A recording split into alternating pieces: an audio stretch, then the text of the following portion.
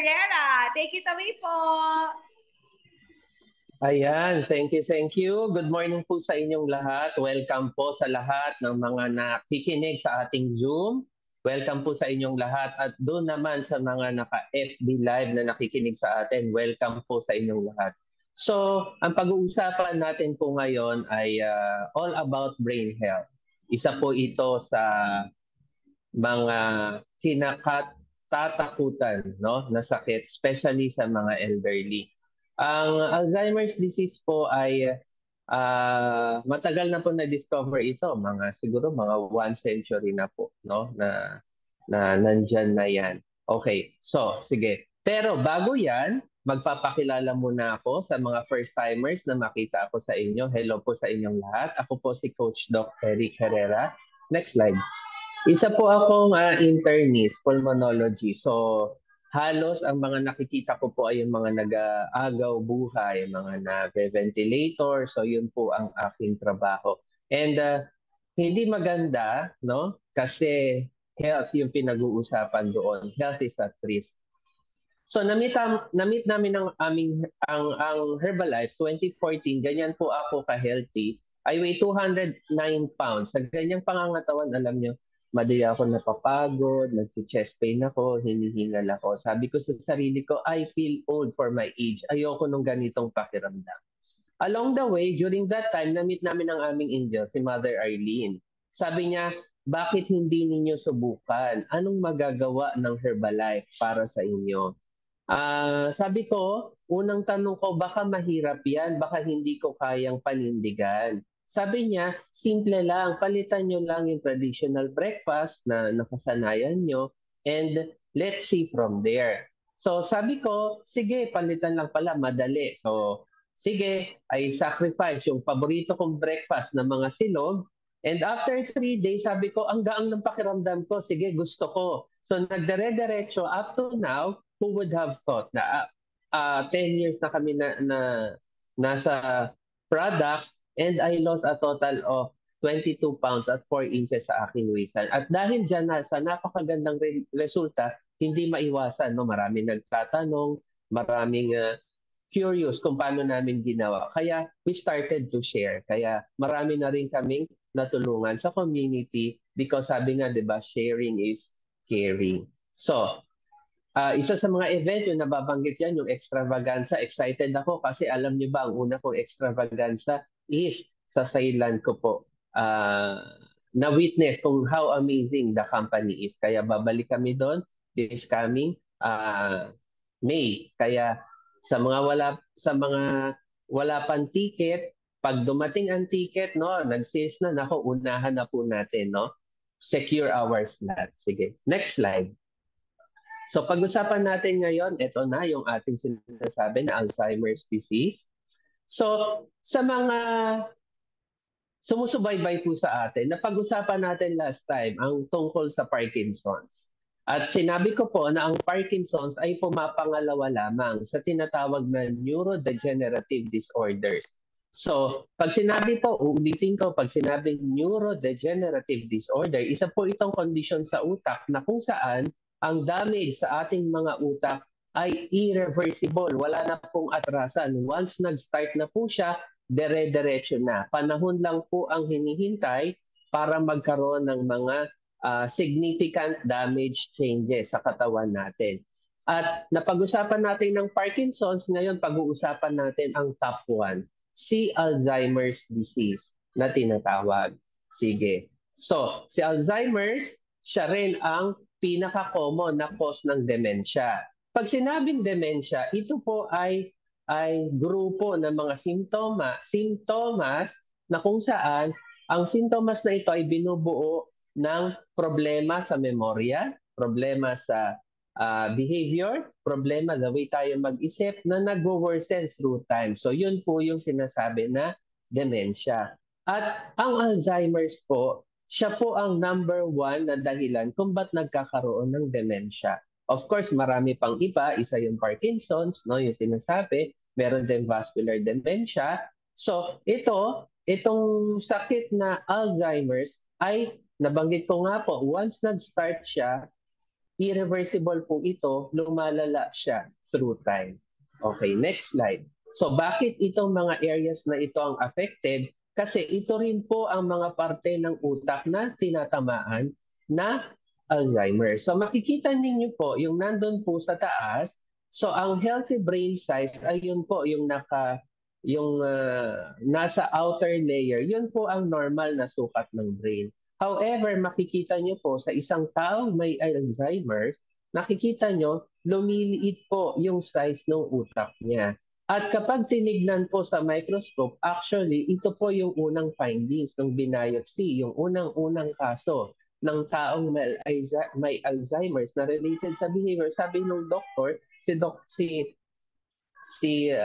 Mr. Alzheimer, sabi niya, i-biopsy natin nga yung utak and see anong makikita. So ito yung nakita niya, no? Na very significant finding na dapat puro neurons lang po ang nandun sa cells. Ang nakita niya, meron pong presence ng mga plaques at may mga neurons po na namamatay at meron pong nakakabit ng mga tangles. So yung plaques and tangles, yun po ang nakikita sa microscope ng isang taong may Alzheimer's kapag binayopsy. Okay. Ito po ang sumisira sa ating mga neuron tissue. Okay, next slide. So, ang Alzheimer's po ay kilala rin sa term na type 3 diabetes. Siguro po magugulat kayo, ang alam ko type 1 lang at type 2. Actually, kinoin si Alzheimer's as type 3 diabetes ilang years ago na. So, paano po nangyayari yon? So, kung akala po natin ang Alzheimer's ay sakit lamang ng matatanda at genes lang po ang involved, na-discover po nila na hindi lang po iyon ang basehan ng pagkakaroon ng Alzheimer's. Malaki po ang factor dito ay may kinalaman sa ating pagkain. Although ito po, base sa mga ebidensya, matibay po yung ebidensya na related din po, may say din po yung pagkain natin. So, kinoin siyang type 3 diabetes. So, kagaya po siya ng type 1 at type 2 diabetes, ang problema po ay insulin resistance sa katawan natin. Ibig sabihin, yung pagkain natin ng mga pagkain na mataas sa asukal at lalabas po ang insulin para magamit natin, nagkakaroon po ng insulin resistance. Ibig sabihin, hindi na tinatalaban yung katawan natin, yung mga pagkain na kinakain natin, hindi natin na-absorb because nire-resist nga po. So, sa type 3 diabetes, ito rin po ang problema dahil meron pong insulin resistance, particularly sa utak, sa brain natin. Kaya nga po, kapag hindi po nagkakaroon ng enough nutrients, nagda-damage din po yung metabolism ng utak natin, anong nangyayari? Namamatay po eventually ang mga neurons natin. So, kung mapapansin po natin, next slide, kung Alzheimer's disease, na-diagnose tayo, akala natin, it is something genetic, It is something na pag diagnose ka, naku, katapusan na. Actually, nakita po nila, kinorelate nila, 80% ng tao na may Alzheimer's have insulin resistance or type 2 diabetes, So, mataas po ang tsansa ng isang taong may diabetes to develop Alzheimer's eventually. So, risk factor po ang pagkakaroon ng diabetes. Alam natin na ang diabetes, malaki po ang epekto sa sistema ng katawan natin. Affected din po dyan ang ating mga blood vessels. Kung kaya, minsan ang daloy din po ng dugo ay hindi maganda, particularly dun sa ating brain. Next slide. So kung alam natin po na ang diabetes ay parte sa genes na kukuha, pero most likely, may effect din po yung pagkain natin. If a poor diet contributes to Alzheimer's disease, then kung aayusin po natin ang ating pagkain, we should be protected from it. Sinasabi nga po, 'di ba? Ang genes natin, siya po ang naglo-load ng bala sa barel. Pero ang ating lifestyle, siya po ang magdidikta kung pipindutin natin yung trigger para siya pumutok. No? So, hindi enough po na genes lang ang meron kasi parte po ng magiging kondisyon ng katawan natin ay nasa ating lifestyle. So, malaki po rin ang contribution ng lifestyle sa overall well-being natin. Okay? Sige, next slide. So, nakikita nila na kung related din pala sa pagkain, Alzheimer's possibly is something that can be prevented. So ano nga ba ang symptoms ng mga taong may Alzheimer's? So ang memory loss po, no, nandyan po, simpleng hindi matandaan kung saan nailagay yung isang bagay, tapos dito pala nailagay, hanggang dumadalas na po. Nagkakaroon din po yan ng changes in mood. Kumbaga parang bugnutin. Minsan okay sila, minsan bad trip sila, no? Meron din po silang problema sa pag-solve ng mga simpleng problems, no? Simpleng halimbawa ay kung paano ilalagay, isusuot yung susi, no? Or paano i-arrange ng maayos yung isang bagay. Hindi rin po sila well adapted when it comes to anong araw ba, anong oras na ba. So naguguluhan po sila. Minsan, hirap din po silang magsalita, no? And bakit po nangyayari itong mga bagay na ito? Kagaya nung nabanggit ko, nangyayari po ito kasi particularly ang tinatamaan ng Alzheimer's ay yung mga area ng ating utak na kung saan ito pong mga sintomas na to, sila po ang primarily responsible. Kaya ang taong may Alzheimer's, ito rin po nagkakaroon ng problema sa mga ganitong pagkakataon. Sige, next slide. So, ang Alzheimer's po, may mga stages din po yan. Sinasabi nga nila, 10 to 15 years bago ka magkaroon ng sintomas, minsan nag-i-start na siya. So, habang nag-i-start pa siya, hindi mo alam, okay ka pa, no, yung isang tao, pero bilang ka 10 to 15 years, after that na mag-start, no, na masira yung ating brain cells, doon na siya makaka-experience ng mga sintomas. So, sa mild cognitive impairment, usually ang duration po niyan 7 years, nagsisimula lang po yan, no? Sa nagsisimula po yan doon sa parte ng utak, doon sa medial temporal lobe, no? Na tinatawag naka-asul po. So, ang mga sintomas yan, short-term memory loss.